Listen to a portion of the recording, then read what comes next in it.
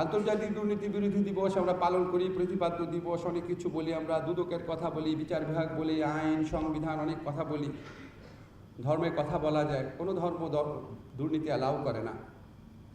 আমি যখন থেকে পুরোপুরি ধর্মচর্চার দিকে মানে সম্পূর্ণভাবে যখন নিবিষ্ট হই একটা সময়, আমি প্রায়ই দেখতাম যে একটা মানে হাদিস আছে, একটা কথা আছে যে যার টাকা আপনার অবৈধভাবে অর্জিত তার কোনো প্রেয়ার কবুল হয় না, তার কোনো দোয়া কবুল হয় না। এটাকে আপনারা শুনেছেন?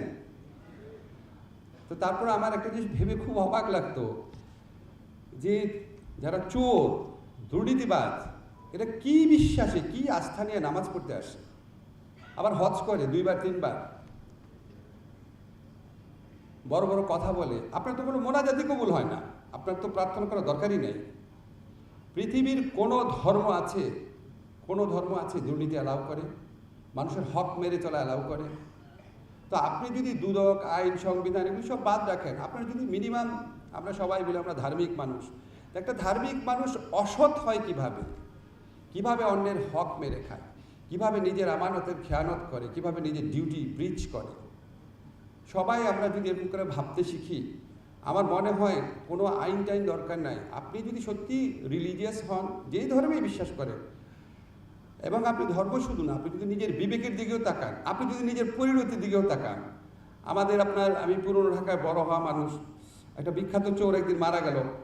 তো চোর মারা যাওয়ার পর মসজিদে ছিলাম, সবাই জানাজা পড়ছে, দেখলাম মারা যাওয়ার কিছুক্ষণের মধ্যে সবাই বলছে লাশটা আনো। জাস্ট রিমেম্বার, একটা মানুষ মারা যাওয়ার কয়েক ঘন্টার মধ্যে সে তার নাম হারায় ফেলে, তার নাম হয় লাশ। সানবিট সব দিবে সামাল। সানবিট ম্যাজিক প্রেস ডিশওয়াশিং এর মাথা ঘোরানো সলিউশন।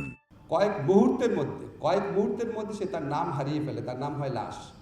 কয়েক ঘন্টার মধ্যে সে দেহ হারায়, সে কবরের নিচে চলে যায়। কয়েক দিনের মধ্যে তার সম্পত্তি হারায়, সব ছেলেমেয়েরা ভাগ বাটোয়ারা করে নিয়ে নেয়। কয়েক বছরের মধ্যে তার স্মৃতি হারায় যায় পৃথিবীর বুক থেকে। কার জন্য চুরি করে মানুষ? কিসের জন্য?